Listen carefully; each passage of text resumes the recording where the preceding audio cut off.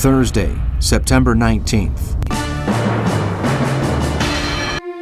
In Vichy France, Marshal Pétain, the head of the French collaborationist government, decides to send troops to the Dakar region in Senegal, following reports of possible landings in the area by British and French troops loyal to de Gaulle. Meanwhile, the Supreme Court in Rome accuses Daladier and Gamelin of high treason.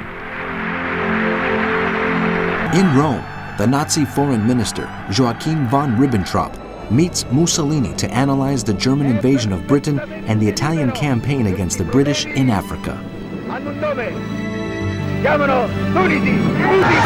London continues to suffer bombing day and night, despite the bad weather.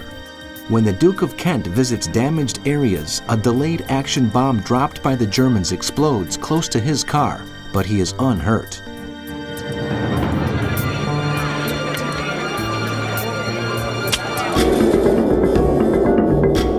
The Luftwaffe extends its attacks to the port of Tilbury in Essex, the shipyards of Chatham in Kent, the industrial areas of Billingham in County Durham, the ports of Liverpool and Newcastle, and the airfields of central England.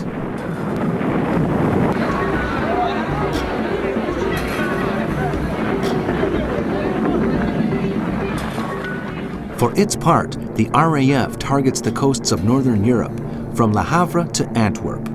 The damage caused to the vessels preparing to invade Great Britain is such that the Germans are forced to shelter them underground. On the African front, the Royal Navy bombards Italian positions in Libya along the coasts between Bardia and Sidi Barrani, while the RAF attacks Tobruk.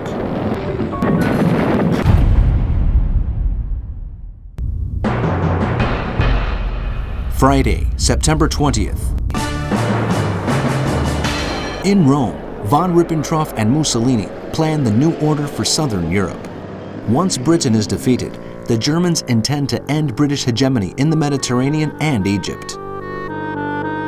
Meeting the press, Ribbentrop appears exultant.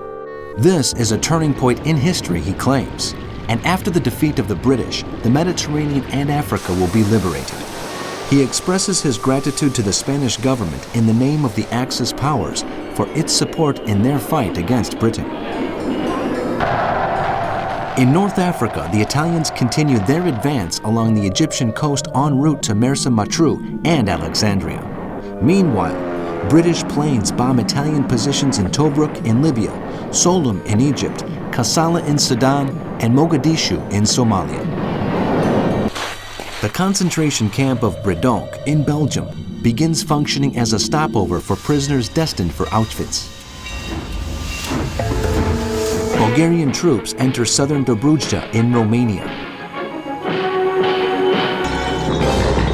The bombing of London continues, with hundreds of buildings being destroyed in the West End.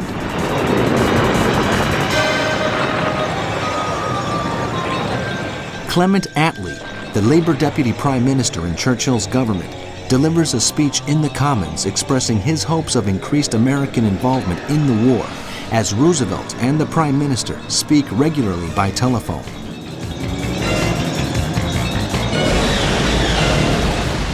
German U-boats carry out a carefully prepared Wolfpack operation against the HX-72 convoy, which is returning from Canada and includes 41 ships fully loaded with supplies.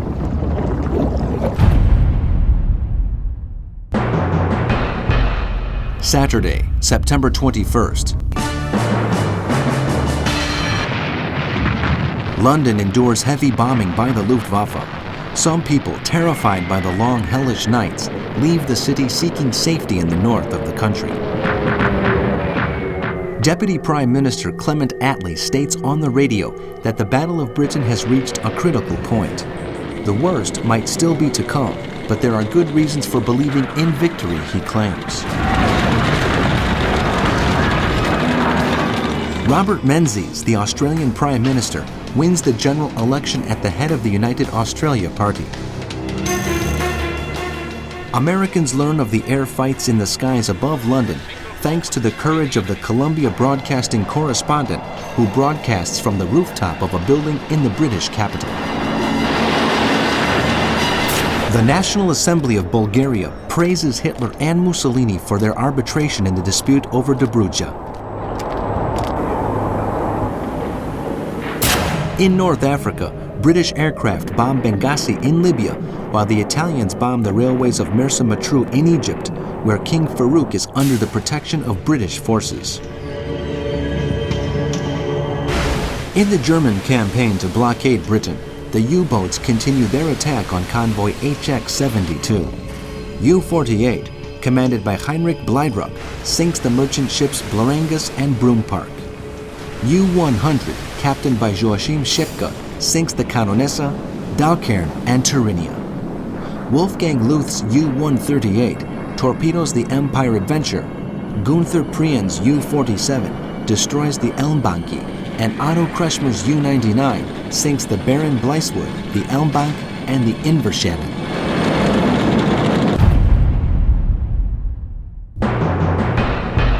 Sunday, September 22nd. In Southeast Asia, Japanese forces have occupied part of the French colony of Indochina.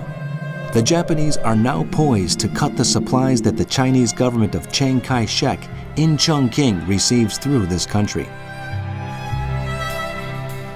The U.S. government believes its national interests in the Far East are threatened by the Japanese takeover in Indochina and prepares commercial sanctions against Japan.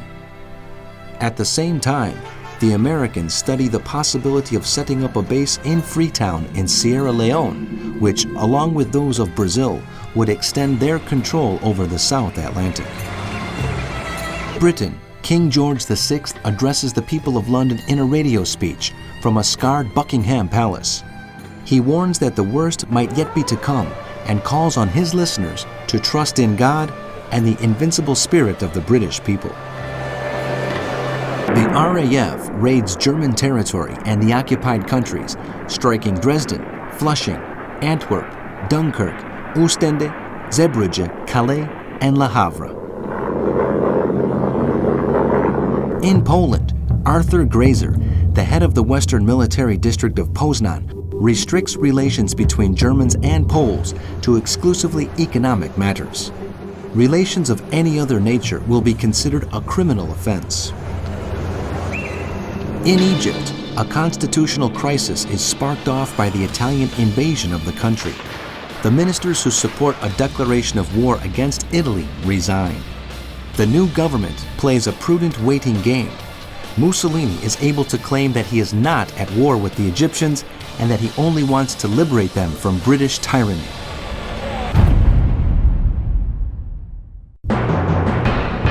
Monday, September 23rd.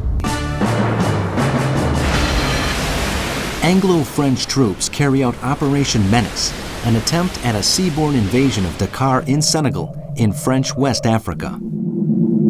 A Royal Navy squadron, commanded by Admiral Cunningham and supported by the aircraft carrier Ark Royal, engages ships of the Vichy government navy stationed in the port of the Senegalese capital. General Charles de Gaulle, leading the operation, sends an ultimatum to the French governor of West Africa, calling on him to hand over the territory and join the Free French forces. In Vichy, Pétain's government accuses de Gaulle of treason and announces that the attempted rising of his supporters in the colonies has been crushed. In Berlin, following his trip to Rome, Foreign Minister von Ribbentrop holds a meeting with Hitler. Heinrich Himmler orders the start of Operation Tooth, the extraction of all dental gold pieces of prisoners held in concentration camps, which are to be deposited in the Reichsbank to help fund the SS Economic Office. In the Battle of Britain, the Luftwaffe bombs London and several targets in southern England. Meanwhile, British planes attack Berlin. In Romania, Prime Minister Ion Antonescu, following the incorporation of the country into the Axis Pact, declares his total loyalty to Hitler and Mussolini. Vice Admiral Karl Donitz, chief of the U-boat Waffe, awards the Knight's Cross to Joachim Schepke, the 7th outstanding submarine commander to be decorated after Prien, Schulze, Hartmann, Kretschmer, Liebe, and Endras. Dönitz has provisionally set up his command center in the city of Paris. Tuesday, September 24th. Heavy fighting continues between French and British ships at the port of Dakar in Senegal. The British battleship Barham is hit. In response to the attack, Vichy French planes bomb the British colony of Gibraltar. At the same time, the submarine Skiré, captained by Valerio Borghese, sets sail from its base in Spezia in northern Italy, carrying 2 human torpedoes. Their objective is to destroy the ships lying in the harbor at Gibraltar, but on arrival, they find the warships have left. In the Battle of Britain, the Luftwaffe carries out nighttime bombing raids against London, Liverpool, and Cambridge. RAF aircraft attack Berlin, Brandenburg, ports in northern Europe, and the naval and submarine base at Brest in France. Hitler again receives the Spanish minister Serrano Suñer. The Nazi leader wants to know what involvement Spain will have in the war. The Spaniard, a passionate Germanophile, wants a promise from the German leader that Gibraltar will be returned to Spain once Britain is defeated. The meeting over, Hitler confesses to Ribbentrop that it will only be possible to reconcile the interests of France, Italy, and Spain by a great deception. The German film Jude Süß, or Süß the Jew, has its premiere. The film was supervised by the German propaganda ministry. In it, Jews are presented as repulsive, obsessed with money and power. Its screening is compulsory in all cinemas in Germany and the occupied countries, and it is particularly recommended to members of the Hitler Youth.